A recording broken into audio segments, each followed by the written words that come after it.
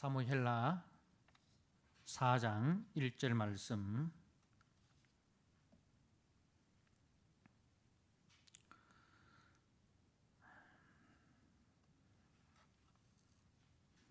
사울의 아들 이스보셋은 아브넬이 헤브론에서 죽었다 함을 듣고 손에 맥이 풀렸고 온 이스라엘이 놀라니라. 사울의 아들 이스보셋에게 군 지휘관 두 사람이 있으니 한 사람의 이름은 바나요, 한 사람의 이름은 레갑이라. 베냐민 족속 부에롯 사람 림몬의 아들들이더라. 부에롯도 베냐민 지파에 속하였으니 일찍이 부에롯 사람들이 깃다임으로 도망하여 오늘까지 거기에 우거함이더라. 사울의 아들 요나단에게 다리 저는 아들 하나가 있었으니 이름은 무비보셋이라. 전에 사울과 요나단이 죽은 소식이 이스라엘에서 올 때에 그의 나이가 5살이었는데 그 유모가 안고 도망할 때 급히 도망하다가 아이가 떨어져 절게 되었더라. 부에롯 사람 림몬의 아들 레갑과 바나가 길을 떠나 볕이 쬐을 때 즈음에 이스보셋의 집에 이르니 마침 그가 침상에서 낮잠을 자는지라. 레갑과 그의 형제 바나가 밀을 가지러 온 채 하고 집 가운데로 들어가서 그의 배를 찌르고 도망하였더라. 그들이 집에 들어가니 이스보셋이 침실에서 침상 위에 누워 있는지라. 그를 쳐 죽이고 목을 베어 그의 머리를 가지고 밤새도록 아라바 길로 가 헤브론에 이르러 다윗 왕에게 이스보셋의 머리를 드리며 아뢰되 왕의 생명을 해하려 하던 원수 사울의 아들 이스보셋의 머리가 여기 있나이다. 여호와께서 오늘 우리 주 대신 왕의 원수를 사울과 그의 자손에게 갚으셨나이다 하니 다윗이 부에롯 사람 림몬의 아들 레갑과 그의 형제 바나에게 대답하여 그들에게 이르되 내 생명을 여러 환난 가운데서 건지신 여호와께서 살아계심을 두고 맹세하노니 전에 사람이 내게 알리기를 보라 사울이 죽었다 하며 그가 좋은 소식을 전하는 줄로 생각하였어도 내가 그를 잡아 시글락에서 죽였어 그것을 그 소식을 전한 가품으로 삼았거든. 하물며 악인이 의인을 그의 집 침상 위에서 죽인 것이겠느냐.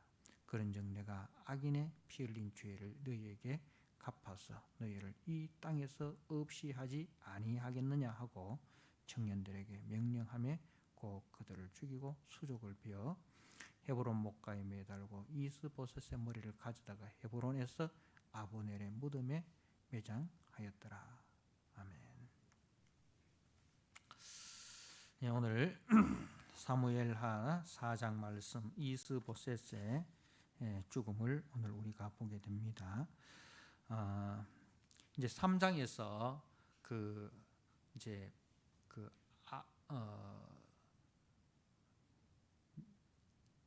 아브넬 그 이스보셋의 군대 장관인 그 아브넬이 이제 헤브론에서 요압에 의하여 그야말로 참 황망한 죽임을 당합니다. 이제 이 소식이 이제 이스보셋과 이스라엘의 귀에 전해졌습니다.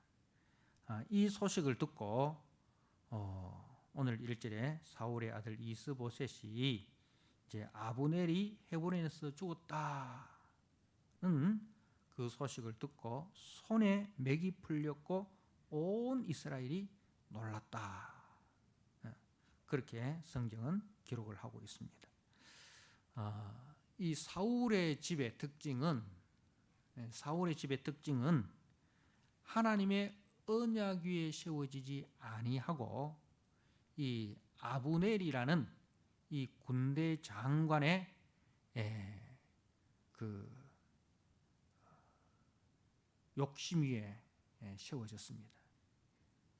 아브넬은 하나님의 뜻이 다윗에게 있다라는 것을 분명히 알고 있었음에도 불구하고 자기의 탐욕을 채우기 위해서 사울의 아들 이스보셋을 흑수아비 왕으로 세워놓고 자기가 그 뒤에서 좌지우지 하려고 하다가 그것이 뜻대로 되지 않자 이제 다윗을 찾아가서 이제 자기 그 이스보셋의 나라를 이제 바치려고 그렇게 모략을 씌웠습니다.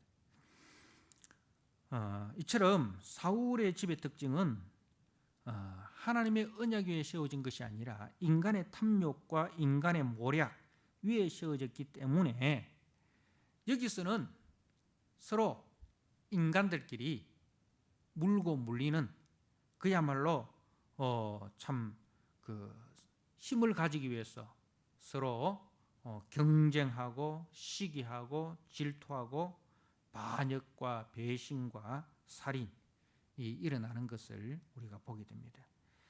그래서 이 사울의 집의 특징은 인간 나라의 특징을 그대로 보여주고 있습니다. 그죠? 인간 나라의 특징을 그대로 보여주고 있습니다. 그 인간 나라의 특징을 갈라디아서 5장 15절 말씀은 서로 물고 먹으면 피차 멸망할까 조심하라 그렇게 말씀을 합니다. 그래서 인간들끼리 자기 욕심을 이루기 위해서 서로 물고 먹으면 승자도 패자도 없는 결국은 피차 멸망하게 된다는 거죠. 아브넬도 이스보셋도 어느 누구도 승자가 아니라 패자였다는 것입니다. 자, 이제 이스보셋이 죽었다 하는 소식을 듣고 이제 아브넬이 죽었다 하는 소식을 듣고 이스보셋이 이 손에 맥이 풀렸다. 무슨 말씀입니까? 참 이스보셋에게 있어서 아브넬은 두려운 존재였죠. 그죠? 두려운 존재였습니다. 아버지 사울의 후궁을 취하는 그야말로 자기가 왕노릇하려고 하는 그런 두려운 존재였지만 그러나 그 아브넬이 있기 때문에 자기가 존재할 수 있는 그런 참 두려우면서도 꼭 필요한 손을 잡아야 되는 그런 관계였습니다. 여러분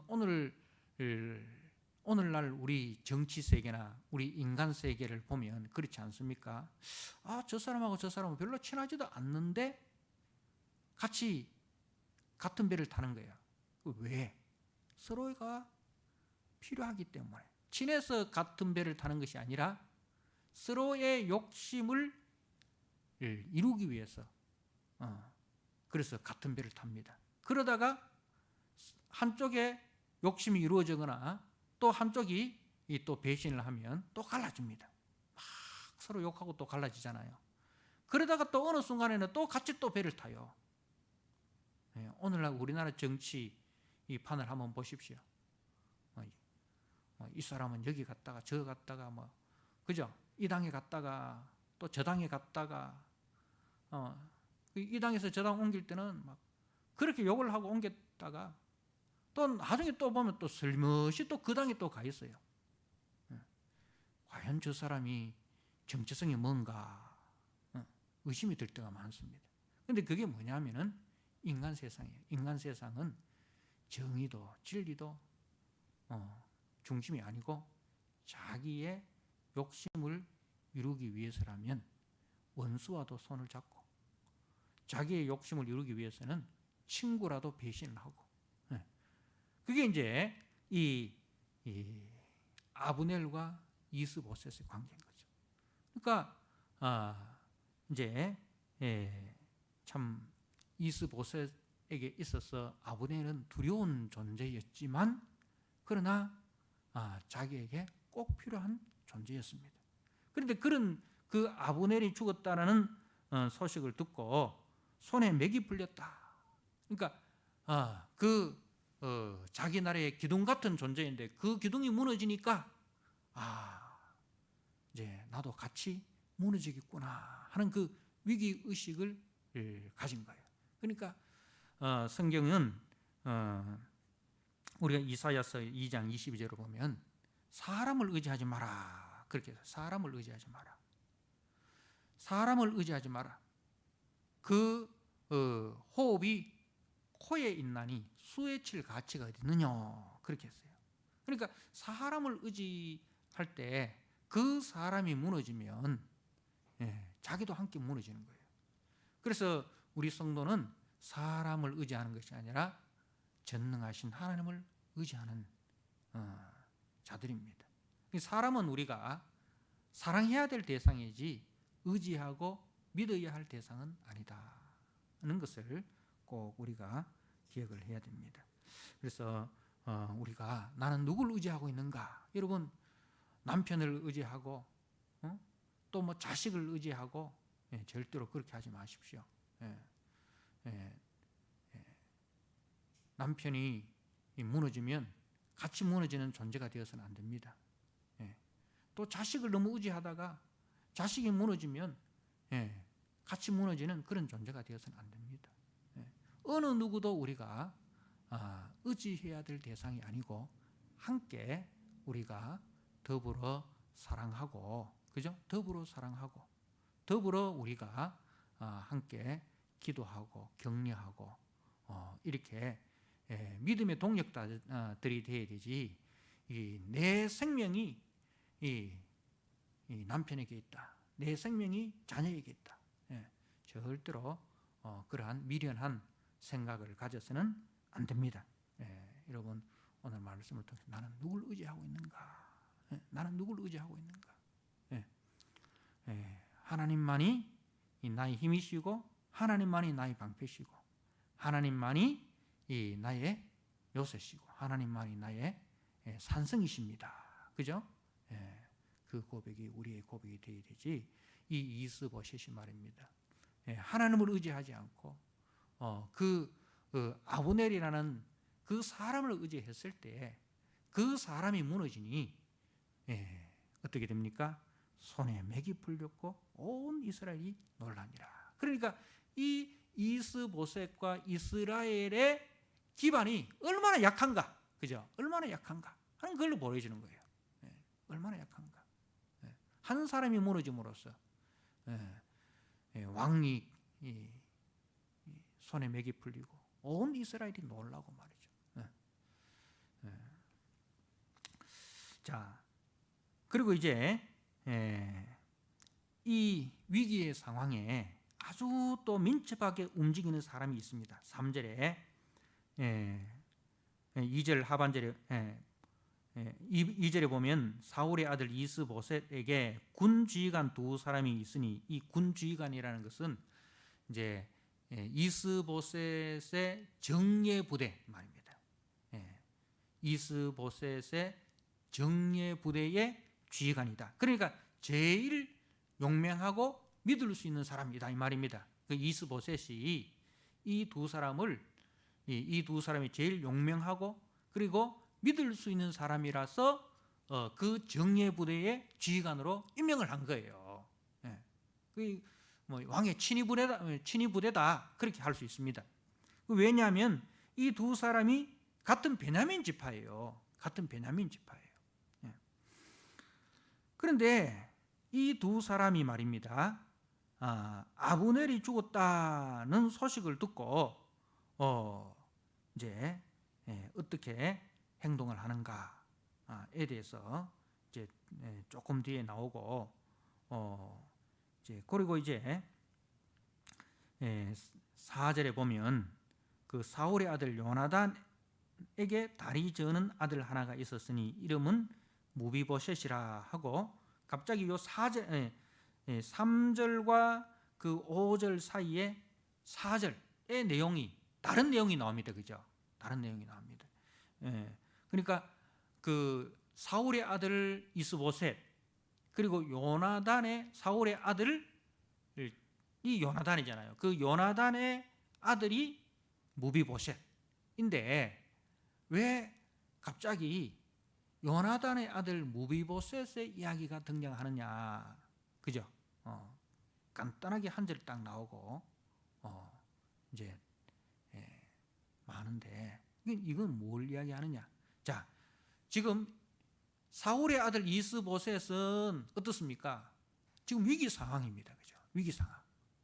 그야말로 풍전등화와 같은 그런 그 위기 상황. 그런데 요나단의 아들 무비보셋은 어떻습니까? 다리 저는 자예요. 나이도 지금 어려요. 그러니까 겨우 한 10살 정도 되는 아주 어린 나이예요. 왜 이 무비보셋의 이야기가 나오느냐 하면, 뭐 이스보셋이 죽고 나면은 무비보셋이 왕이 된다, 그런 뜻이 아니고 이제 사울과 요나단을 비교하는 거예요. 사울과 요나단을 비교합니다. 자, 보십시오. 그 사울과 달리 요나단은 왕좌에 대해서 관심이 없습니다. 왕이 되고자 하는 그 욕망보다도 하나님의 뜻을 분별하고 그 하나님의 뜻에 자신을 처복종시키는 사람이 요나단이었습니다. 그죠? 사울은 오직 하나님의 뜻보다도 자기 왕좌를 유지하는데 거기에 혈안이 돼 있었어요. 그래서 가장 위협적인 인물인 다윗을 이유 없이 핍박을 하고, 그죠? 죽이려고 합니다. 자, 그런데 그 사울의 아들 요나단은 사울과 달리 왕좌에 대한 탐욕보다 하나님의 뜻이 어디든가, 하나님의 뜻이 무엇인가, 여기에 집중을 합니다. 그래서 하나님의 뜻이 사울에게 있는 것이 아니라 사울 다음에는 다윗이다. 그래서 하나님께서 사무엘 선지자를 통해서 다윗에게 기름을 부은. 그래서 요나단은 자기의 가장 강력한 라이벌인 다윗이지 않습니까? 그럼에도 불구하고 그 다윗과 하나님을 중심에 두고 언약을 맺습니다. 그죠? 우리가 앞에서 살펴보았지 않습니까? 사무엘상 20장 14절에서 17절 말씀, 우리가 기억을 더듬어서 다시 한번 보도록 하겠습니다. 사무엘상 20장입니다. 사무엘상 20장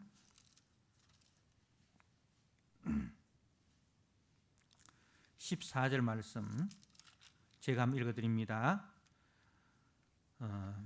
너는 내가 사는 날 동안에 여호와의 인자심을 내게 베풀어서 나를 죽지 않게 할 뿐 아니라 여호와께서 너 다윗의 대적들을 지면에서 다 끊어버리신 때에도,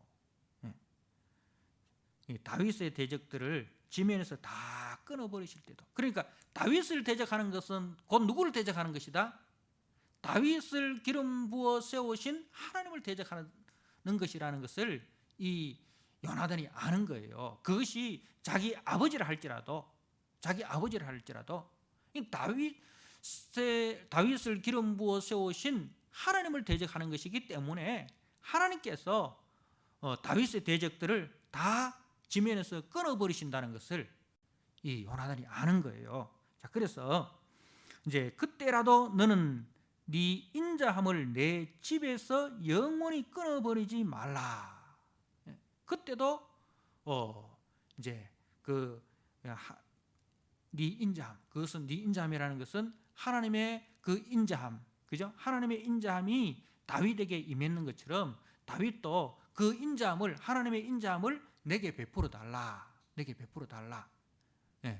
그렇게 이제 요청을 하는 거죠. 자, 그래서 이에 요나단이 다윗의 직과 언약하기를 여호와께서는 다윗의 대적들을 치실지어다 하니라. 다윗에 대한 요나단의 사랑이 그를 다시 맹세하게 하였으니 이는 자기 생명을 사랑한 같이 그를 사랑함이었더라. 예, 이게 이제 다윗과 요나단의 언약입니다. 다윗과 요나단의 언약. 그러니까 이제 다윗이 이제 왕이 되었을 때 그 사울의 집에 대해서 이제 그 하나님께서 사울의 집을 치실 때 그때 너와 내 사이에 맺은 그 언약을 기억하고 내 집을 기억해달라, 내 자손들을 기억해달라, 그 이야기입니다. 자, 그래서 이 요나단이 다윗과 맺은 언약 때문에 사울의 아들들은 다 죽임을 당합니다. 이후에 또 전쟁에서 3명 죽었죠.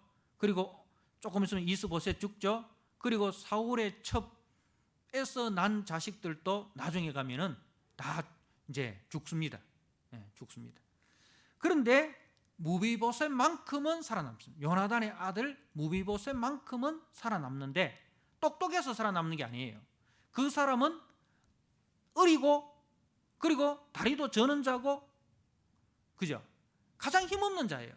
가장 힘이 없는 자임에도 불구하고 살아남게 되는 것은 뭐 때문에 살아남느냐? 바로 요나단과 다윗과 맺은 언약 때문에, 하나님을 의지하는 그 믿음 때문에 요나단이 살아남게 되는 것이죠. 자, 나중에 이 요나단의 아들 무비보셋을 다윗이 왕이 된 이후에 어떻게 하는지 한번 볼까요? 21장 사무엘하 21장 7절 말씀을 한번 보시기 바랍니다. 사무엘하 21장 7절.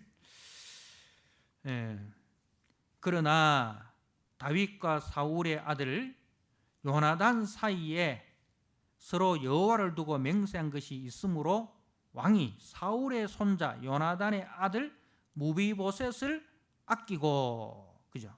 무비보셋을 아끼고, 그리고 그 무비보셋으로 하여금 왕의 상에서 함께 먹을 수 있는 그 은혜를 베풀어 줍니다. 자, 그래서 이제 그 시편 37편 말씀에 이런 말씀이 나옵니다. 시편 37편 말씀을 한번 보시기 바랍니다.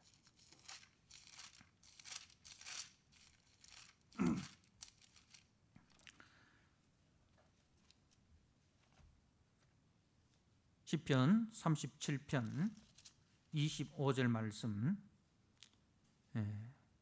내가 어려서부터 늙기까지 의인이 버림을 당하거나 그의 자손이 걸식함을 보지 못하였도다.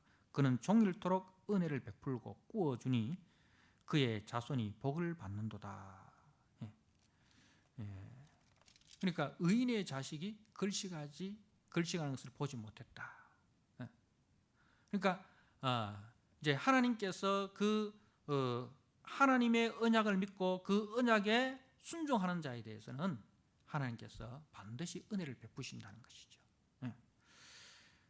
그것을 이제 보여주기 위해서 무비보셋의 위기와 요나단의 아들 사울의 아들 이스보셋의 위기와 요나단의 아들 무비보셋이 연약함에도 불구하고 장차 이 사람이 다윗에 의해서 어떻게 존귀함을 받게 되는지를, 그걸 이제 대조를 시켜주는 것입니다. 그러므로 이제 우리 이 믿음의 성도들은 자녀들에게 세상의 권력과 부가 아닌 하나님의 변치않는 사랑을 의지하도록 가르쳐야 합니다. 사울은 자기 아들들에게, 자기 아들 요나단에게 왕의 자리를 물려주기 위해서, 그죠? 왕의 자리를 물려주기 위해서 하나님의 뜻을 저버리고 이제 살았습니다. 근데 그 결과가 하나님의 뜻을 저버리면서까지 이 자녀들에게 왕의 자리를 물려주려고 했지만은 그 결국은 어떻게 됩니까? 자녀들과 함께 죽임당하는 비극의 주인공이 되고 말았습니다. 그런데 요나단은 무엇을 물려줬습니까? 신앙의 유산을 물려주었습니다. 그죠? 신앙의 유산을 물려주었습니다.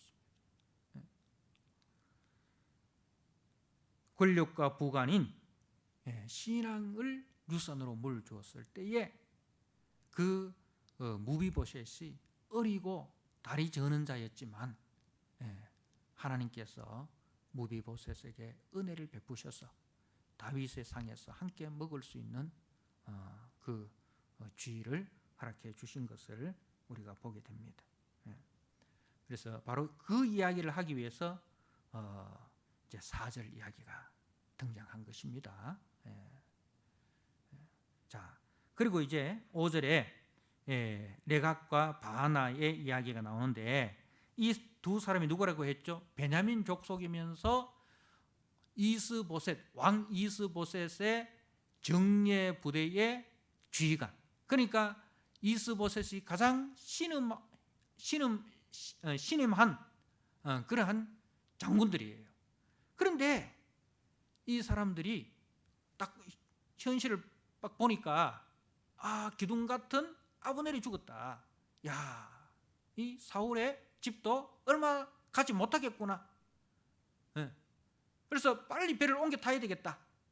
빨리 배를 옮겨 타야 되겠다. 침몰하는 배에 있느니 빨리 배를 옮겨 타야 되겠다. 그러면 그 배를 옮겨 탈 때에 뭘 가지고 가면은 제일 큰 상급을 받겠냐? 바로 이스보셋의 머리를 가져가는 것이 제일 큰 상급을 받는 게 아니겠나? 응?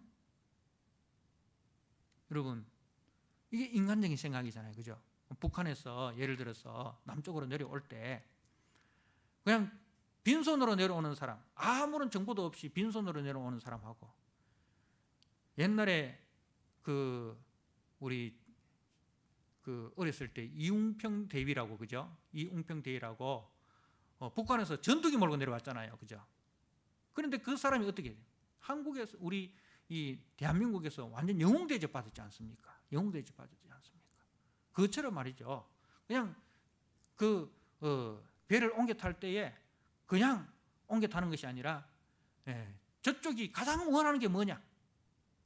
그걸 들고 가면은 자기가 최고의 대접을 받지 않겠나? 그 인간적인 생각인 거예요. 그래서 이스보셋의 머리를 들고 갑니다. 자, 이제 5절에 보니까 보헤롯 사람 림몬의 아들 레갑과 바하나가 길을 떠나 볕이 쬐을 때쯤에 이스보셋의 집에 이르니, 그러니까 이게 뭐냐면은 이제 아주 정오, 낮이 아주 뜨거울 때 말입니다. 해가 아주 뜨거울 때 그때 이제 이 이스보셋의 집에 도착을 했다. 그러니까 이스라엘은 낮이 제일 뜨거울 때 낮잠을 잡니다. 침상에서 이제 이스보셋이 낮잠을 잡니다. 그래서 레갑과 그의 형제 바하나가 밀을 가지러 온채하고, 밀이라는 것은 군량미예요. 군량미를 가지러 온채하면서 집으로 들어가서 그의 배를 찌르고 도망하였다라고 되어 있고, 7절은 그의 집에 들어가니, 이 6절은 이제 간략하게 이야기한 거고 7절은 그 6절의 그 상황을 자세하게 이야기를 하는 겁니다. 잘못 보면은 6절과 7절이 이렇게 안 맞는 것 같아요. 그런데 6절은 간략하게 이야기한 것이고 7절은 그 6장의 상황을 상세하게 이야기한 겁니다.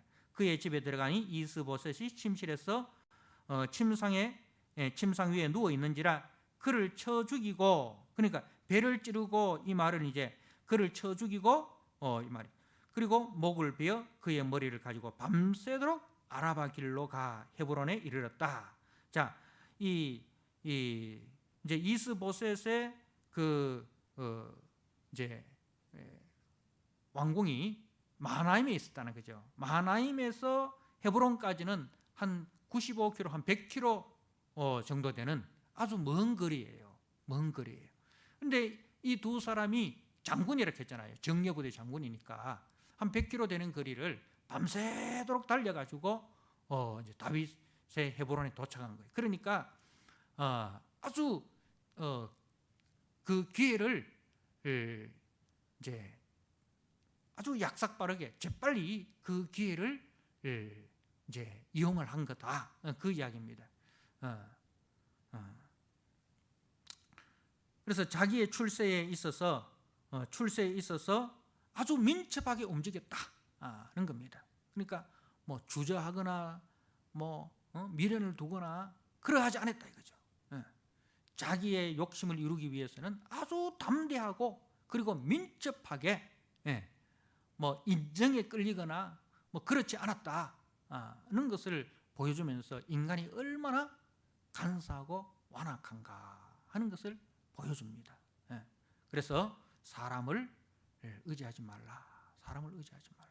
사람은 이스보셋에게 있어서는 얼마나 뼈아픈 배신입니까, 그죠? 자기가 가장 신음한 그 같은 베냐민 집하고 그럼에도 불구하고 이렇게 자기가 무너질 때 그야말로 넘어지는 사람 뒤통수 치고 밟고 지나가는 그보다 더한 거 아닙니까?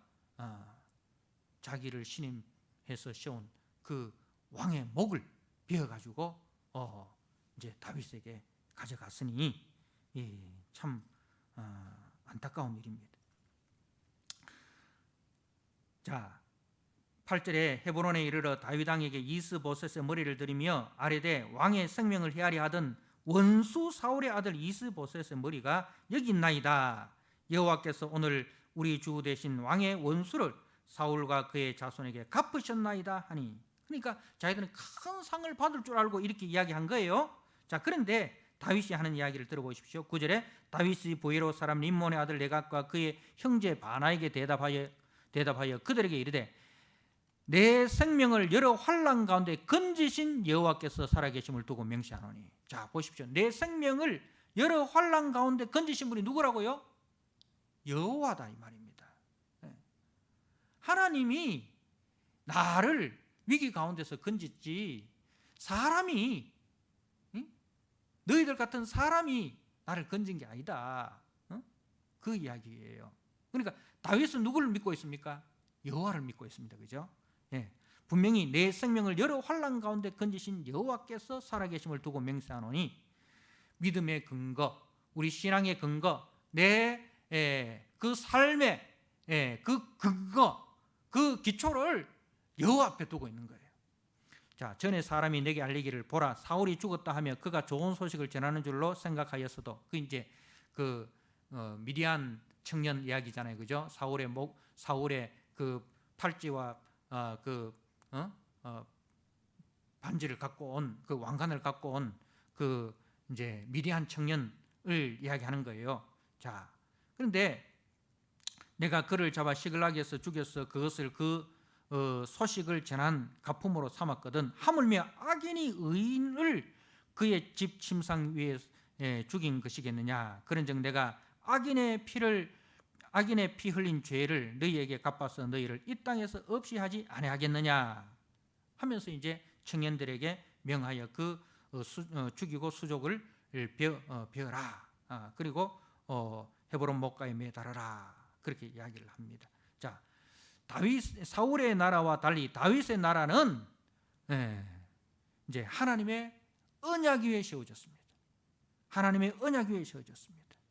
하나님의 공의로 통치되고 있다는 것을 말씀을 하고 있습니다. 사울의 나라는 끊임없는 인간의 권모술수, 그죠? 인간의 권모술수. 그러나 다윗의 나라는 뭡니까? 인간의 권모술수가 발붙이지 못합니다. 오직 하나님의 공의로 통치되는 나라다. 하나님의 공의로 인간의 권모술수를 정죄하고 심판하는 나라다. 기회주의자들은 이것도 모르고 상 받을 줄 알고 갔지만은 그들에게 임한 것은 신의를 저버린 그 잔인한 자에게 심판이 있었다는 겁니다. 그래서 이것을 통해서 교회는 세상의 기준과 세상의 가치가 성공 아닙니까? 그죠? 성공하기 위해서는 수단 방법을 가리지 않고 성공하기 위해서는 아브넬의 모략, 다윗의 모략, 요압의 모략, 그리고 오늘 이 두 그 장수 두 장수 레갑과 바하나의 모략, 이런 모략이 이런 모략을 절대로 용납해서는 안 된다는 겁니다. 교회는 주님이 어떤 분이신지를 알고 하나님 나라가 어떤 나라인지를 세상에 알릴 사명이 있습니다. 교회는 세상의 성공이 아닌 하나님의 거룩과 하나님의 공의를 우리는 보여주어야 합니다. 다윗의 나라는 하나님이 세우시고 다스리십니다. 교회는 하나님이 세우시고 하나님이 다스리십니다. 그렇기 때문에 교회는 세상의 기준과 가치가 들어와서는 안 되고 세상의 기준과 가치를 심판하고 오직 하나님의 기준과 하나님의 가치를 따라서 그렇게 나아가야 된다는 것입니다. 그래서 오직 하나님만이 영광을 받으셔야 된다는 겁니다. 만약에 아브넬의 모략이나 그죠? 이 오늘 등장하는 이 레갑과 바하나의 모략을 받아들였다면 하나님이 받아야 할 영광을 누가 받겠습니까? 아브넬이 받고 레갑과 바하나가 받습니다. 그렇게 되면은 다윗의 나라도 결국은 인간의 권모술수가 지배하게 되는 거예요. 그러면 그 다윗의 나라나 사울의 나라나 뭐가 달라요? 다른 게 없지 않습니까? 그처럼 교회는 세상이 성공하기 위해서 신의도 저버리고 그죠? 사랑도 저버리고 막 성공하기 위해서 인간의 권모술수와 인간의 배신과 인간의 잔인함과 그걸 막 교회가 그걸 용납을 해서 교회가 세상적인 성공을 했다. 하나님 보시기에 그것은 성공이 아닌 거예요. 그 뭐예요? 라오디게아 교회처럼 나는 부유하여 부족함이 없다. 하지만 하나님 보시기에는 이는 가난하고 공고하고 그죠? 그렇다는 것입니다. 그래서 교회는 성공을 추구하는 것이 아니라 교회는 거룩과 공의를 추구하고 하나님의 사랑을 추구하는 것이 교회다. 하나님 나라는 결과만큼이나 과정과 방법도 중요하다. 결코 왕만 되면 되는 것이 왕만 되면 된다는 것이 아니라 하나님이 세우시는 왕의 모습을 보여줘야 됩니다. 하나님의 영광을 드러내는 왕이 되어야 한다는 것입니다. 사랑하는 성도 여러분, 오늘 말씀을 통해서 나는 세상 속에서 어떤 자로 살아가고 있는가? 세상에서 성공하기 위해서 수단과 방법 가리지 않고 아브넬의 모략도 용납하고 다윗의 모략, 요압의 모략, 레갑과 바하나의 모략 다 용납하는 그런 사람인가? 일확천금이 생긴다 할지라도 그것이 하나님의 방법이 아니고 하나님의 과정이 아니면 그것을 거부하고 오직 하나님의 과정과 하나님의 방법으로 그렇게 열매를 맺고자 하는가? 우리 자신을 돌아보면서 정말 나와 또 우리 자녀들에게 세상의 성공이 아니라 세상의 권력과 부가 아니라 믿음을 가장 소중하게 생각하고 그 믿음을 지키고 그리고 우리의 자녀들에게 우리의 후손들에게 하나님을 아는 것이 힘이다. 하나님을 기뻐하는 것이 힘이다. 는 것을 우리가 가르치고 또 보여주는 그런 믿음의 조상들이 다 되시기를 주님의 이름으로 축복합니다. 아멘. 우리 하나님 아버지, 오늘 사울의 집과 다윗의 집의 특징을 살펴보았습니다. 사울의 집은 인간의 모략 위에 세워졌지만 다윗의 집은 하나님의 언약 위에 세워졌습니다. 사울의 집은 한 인간이 이 죽음으로 그 집 전체가 흔들리고 배신과 갈등과 살인으로 멸망을 당하였지만 다윗의 집은 하나님의 언약 위에서 견고하게 점점 세워지는 것을 보게 됩니다. 하나님 아버지, 우리의 생사화복과 나라의 흥망성쇠를 오직 주님이 주관하신다는 사실을 꼭 기억하고 결과만큼이나 과정과 방법에 있어서도 항상 하나님의 뜻을 따라 행하는 우리 믿음의 성도들이 다 되게 해주시고 세상의 성공보다도 하나님과 동행하는 삶을 가장 귀한 재산으로 생각하여 우리 자신도 우리의 자녀들에게도 이 길을 보여주고 가르치는 우리 성도들이 다 되게 하여 주옵소서. 하나님 아버지, 특별히 내일은 수능을 치는 날입니다. 특별히 우리 교회에서 또 시험을 치는 사랑하는 자녀들 주께서 기억하여 주시고 저들에게 지금까지 이 땀 흘려 수고한 모든 것들이 아름다운 열매로 결실로 잘 나타날 수 있도록 도와주시고 무엇보다도 여호와를 경외하는 것이 지혜의 근본인 것을 깨달아 하나님 앞에 귀하게 쓰임받는 우리 자녀들이 되도록 주님 축복하여 주옵소서. 예수님께 하신 이름으로 감사하며 기도드리옵나이다. 아멘. 찬송 함께 드립니다.